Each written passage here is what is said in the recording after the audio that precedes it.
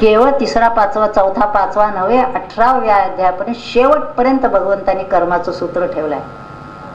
नाही देहभृता शक्यम त्यक्तुम कर्माण्यशेषता. देह धारण केलंय ना, कर्म टाकता येणार नाही, करायलाच पाहिजे. पण यस्य नाहंकृतो भावो बुद्धिर्यस्य न लिप्यते हत्वापि सैमान लोका न हंती न निबध्यते.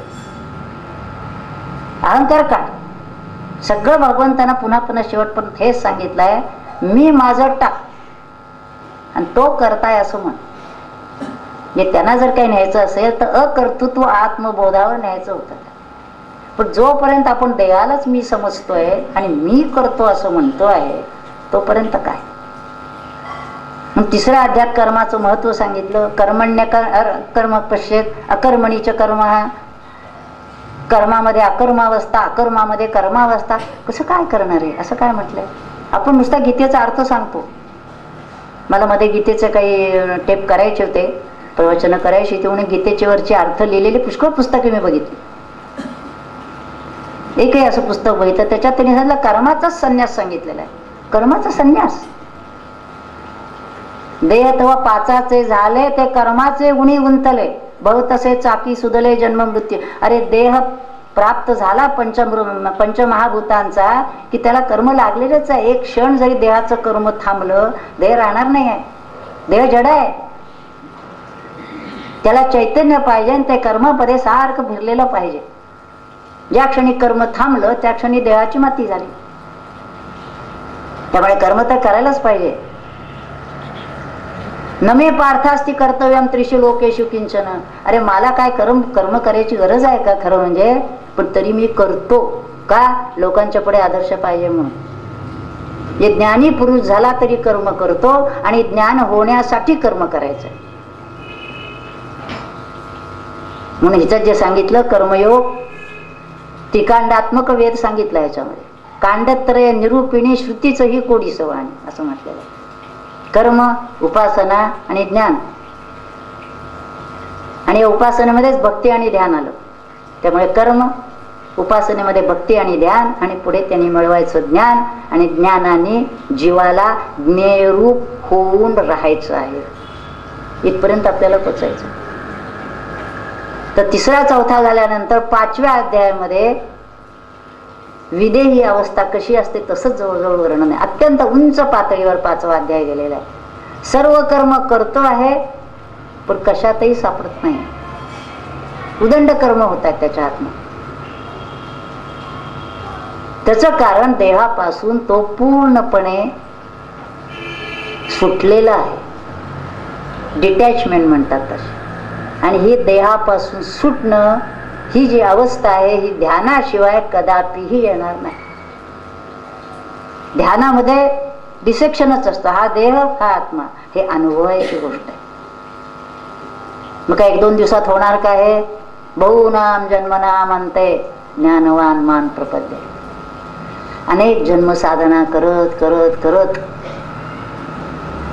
योगाची साधना केलेली असेल, भक्तीची साधना केलेली असेल, पण त्याच्यामध्ये एकही आणखी पुन्हा गैरसमज असतो की कुणी कर्माच्या मार्गाने जाणार, कुणी भक्तीच्या मार्गाने जाणार असं नाहीये.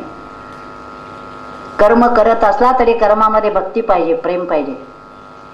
कर्मामध्ये एकाग्रता पाहिजे, म्हणून ध्यानाची मदत पाहिजे. जे कर्म निष्प्रेम होत असेल, कसं तरी होत असेल, तर त्या कर्माने चित्तशुद्धी होणार नाही. त्या कर्मामध्ये अपेक्षा असेल आणि असतेच. म्हणून आपली सगळी केलेली कर्म, अगदी ज्ञानेश्वरी प्रवचनापासून सुद्धा सगळी केलेली कर्म मानासाठी, पैशासाठी जर होत असतील तर ते प्रवचन देखील आपल्याला चित्तशुद्धीला कारण होणार नाही. म्हणून कर्म, भक्ती, ध्यान या सगळ्यांनी आपल्याला जर काय झालं असेल तर चित्तशुद्धी व्हायची. म्हणून आता 5व्या अध्यायाची स्थिती पाहिली. प्रश्न आला आता ही कशी प्राप्त करायची. म्हणून 5व्या अध्यायाच्या शेवटी त्यांनी ध्यानाची प्रक्रिया सांगितली. शनै शनै उपरमेद. कसं कसं काय करायला पाहिजे. स्पर्शान कृत्वा बहिर्बाह्य चक्षुश्चैवांतरे भ्रो. कुठं कसं ध्यानाला बसायचं, कुठं लक्ष ठेवायचं, काय करायला पाहिजे हे 5व्या अध्यायाच्या शेवटी सांगितलं. आणि 6वा अध्याय संपूर्ण जो आहे तो संपूर्ण 6वा अध्याय ध्यानावर सांगितला. त्याच्यात देखील गंमत अशी केली भगवंताने, आधी ध्यानाचा परिणाम काय ते प्रथम सांगितलं, की ध्यान जर सिद्ध झालं तर काय होतं.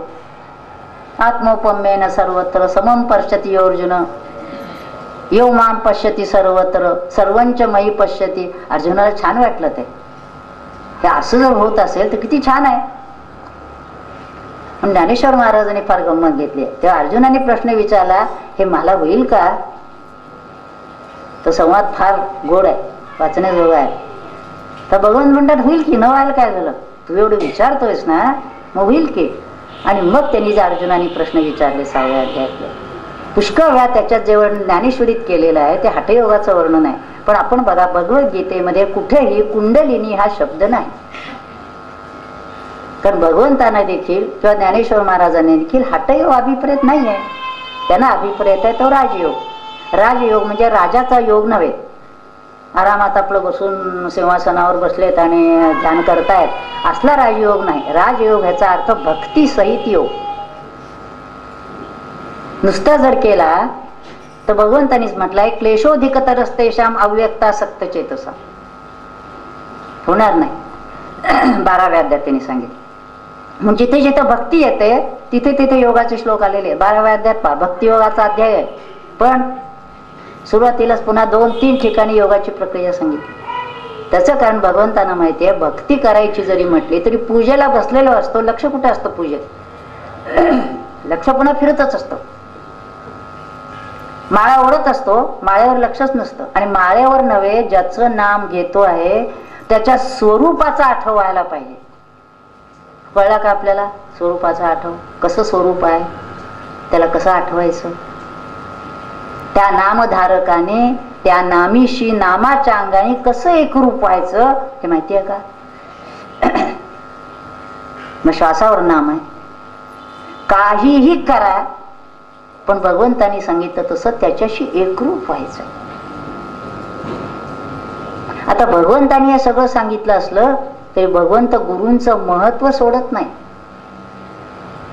मला शरण हे म्हणतात तरी देखील पुन्हा तद्विधी प्रणिपातेन परिप्रश्नेन सेवया उपदेक्षिन ते ज्ञानम ज्ञानीनस तत्वदर्शिना. मी तुला ज्ञान देतो म्हणत नाहीत भगवंत, त्या सद्गुरूंना शरण जा. सद्गुरूंना शरण झाल्याशिवाय होणार नाही. आणि हा जो एक बारकावा आहे ना, हा ज्ञानेश्वर महाराजांनी स्पष्ट केलेला आहे.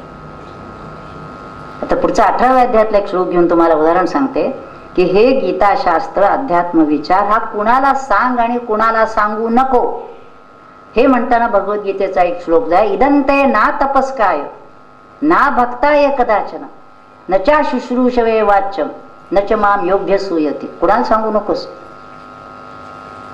जो तप करत नाही. आणि त्याच्याबरोबर भक्त असा शब्द वापरताना ज्ञानेश्वर महाराजांनी म्हटलंय जो गुरु भक्तीशी ढिला. त्याचं कारण भगवंतांचं जे काही क्षेत्र आहे कार्याचं ते वेगळं आहे आणि सद्गुरूंचं वेगळं आहे. भगवंतच सद्गुरूंच्या रूपाने ते काम करतात. जसं आपण एखाद्या कलेक्टर कचेरीत कमिशनरच्या ठिकाणी गेलो तर तो सांगतो हे आमच्या ऑफिसचं काम नाही, ते तिकडे. त्यांच्याकडे गेलात तर म्हणतात हे आमचं काम आहे, दुसरं आहे ते त्यांच्याकडे. तसं परमार्थात काय हवं आहे ना, सद्गुरूंच्याकडे भेटा, ते तुम्हाला तिथं नेते. संसारातलं काय हवं आहे ना, भगवंताला शरण. मग आता हे का ते आपल्याला दोन्ही व्हायला हवंय. त्यामुळे भगवंताची उपासना करायची, सद्गुरूंची उपासना करायची म्हणून भगवंतांनी त्या ठिकाणी सांगितलं. तोच उलगडा ज्ञानेश्वर महाराजांनी केलेले आहे. जो गुरु भक्तीशी ढिला असा जर असेल त्याला गीताशास्त्र सांगू नको. जो माझ्या भक्तांची निंदा करतो त्यालाही सांगू नको. मग सांग कोणाला, जे अपेक्षी जे विरक्ती सदा अनुभव जे संती सोहम भावे पारंगती रमीजे येत. वाटेत तर मनुष्य रमणार नाही. काय आहे, 2 प्रकारचे ग्रंथ आहेत. एक पारमार्थिक आहेत आणि एक आध्यात्मिक ग्रंथ आहेत. गीता ज्ञानेश्वरी आध्यात्मिक ग्रंथ आहेत, अद्वैत बोध सांगणारे, तिथं गप्पा गोष्टी नाही आहेत. आणि पोथ्या पुराण जे आहेत, इतर कथानक जे आहेत ती पारमार्थिक आहे. तुम्हाला थोडी गोडी वाटावी, त्याची रुची निर्माण व्हावी, अगदीच नाटक सिनेमा पाहायला जाण्यापेक्षा थोडंसं हे कानावर जावं म्हणून सांगितलेलं आहे. पण ज्याला भगवंताचे अंश भगवंताची इच्छिती, असं समर्थांनी म्हटलं, चकोराचे चित्ती ह्याच्यामध्ये आले अमृतवसी जे, ज्याला भगवंतच हवाय तो म्हणतो मला हे बाकी काही नको, भगवंत कसा भेटेल ते मला सांगा. आणि म्हणून असं म्हटलेलं आहे की भगवंतांची उपासना केल्याने सद्गुरू भेटतात. पण मग सगळ्यांना का भेटत नाहीत? त्याचं कारण ते भगवंताची उपासना करतात ती संसारासाठी करतात. ते कधी असं म्हणत नाहीत की मला बा सद्गुरूंची भेट व्हावी आणि भगवंता मला तुझ्याशी एकरूप व्हायचंय, असं जर मागितलं तर ते सद्गुरूंची भेट घडवून आणतात. आणि मग सद्गुरू काय करतात तर ते भगवंताकडे जाण्याचा मार्ग सांगतात. आणि जाण्याचा ह्याचा अर्थ ही गती नाही आहे, ही स्थिती आहे. भगवंताकडे जायचं म्हणजे काय इथून कुठं सदाशिव पेठेतून नारायण पेठेत जायचंय का कॅम्पात जायचंय, कुठं जायचंय? अरे तुझ्या जवळ तूच आहेस, ते तत्वमसी तूच आहेस. शोध मी कोण, who am I, find out. तो शोधायचा कुठं? आत शोधायचंय, बाहेर नाही. या देवळात का त्या देवळात का त्या देवळात. देवळात आहे पण जो आत आहे ना तो तुला सापडला की नुसता देवळातच नव्हे तर प्रत्येकात तो आहे ह्याचा अनुभव तुला येईल. म्हणून त्यांनी 11व्यात प्रथम स्वरूप समाधान पावोन ठेला अर्जुन, मग स्वयची उघडले लोचन तव विश्वरूप देखील. अगोदर आत त्याला पहा. आणि त्याला पाहायचं कसा? ध्यानेन आत्मनि पश्यन्ति, ध्यानातच त्याला पाहायला पाहिजे. काही ठेवलेलं नाही भगवंतांनी सांगायचं. भगवद्गीता ज्ञानेश्वरी या ग्रंथात जर म्हटलं दासबोध, सगळा परमार्थ गीतेत आलेला आहे. सगळी शास्त्र एका ठिकाणी आलेत. नाही शास्त्र समजत ना हे बघा याच्यामध्ये. विशेषतः 4 शास्त्र जास्त महत्वाची आलीत. सगळं त्याच्यात आलेलं. आपल्याला जेवढं हवं ना तेवढं सगळं आहे. आणि मुख्य साधनेचा ग्रंथ असल्यामुळे आपल्याला काय करायचंय सांगितलं. 7वा 8वा अध्याय जवळजवळ सगळं सांगितलं त्याने. 8व्या अध्यायात प्रयाणकाला कसं जावं ते देखील सांगितलं. पण मग पुन्हा 9व्या अध्यायापासून ज्ञानेश्वर महाराजांची प्रतिभा तर विस्तृत होत गेली, विशाल होत गेली. पण भगवंतांनी पुन्हा 9वा अध्याय ऐश्वर्य योग पहिल्यापासून सांगतायत ते. मत्त परतरम नान्य किंचित असती धनंजय. अरे माझ्याखेरीज नाहीच आहे. अणु माझी राम, रेणू माझी राम, मीच आहे. काय माझ्याखेरीज दुसरं काही नाही आहे. पण लक्षात येत नाही आपल्याला. त्याचं कारण आपण बाहेरची प्रकृती पाहतो, आतलं चैतन्य पाहत नाही. कारण ते चैतन्य दृष्टीला दिसणार नाही. पण ज्ञानेश्वर महाराजांनी म्हटलेलं आहे, अरूपाचे रूप दावीन अतींद्रिय परिभोगवीन इंद्रियान करवी. संतांच्यात ती ताकद असते. आणि संत तरी कुणाला म्हणायचं? कुणी संत होतो हल्ली. संतांची व्याख्या केली समर्थाने, जो जाणेल भगवंत तया नाव बोली जे संत. आणि भगवंताला जाणायचं म्हणजे काय? भगवंत एक, आपण त्याला जाणतोय असं नाही आहे. ज्ञान म्हणजे आत्मज्ञान, पहावे आपणासी आपण या नाव ज्ञान. आत्मज्ञान म्हणजे काय? आपणच आपल्याला पाहणं. आणि आपणच आपल्याला पाहणं कसं? स्पष्ट सांगितलं. आरशात आपण आपल्याला पाहतो तसं पाहायचं नाही आहे. आपणच ते होऊन राहायचं.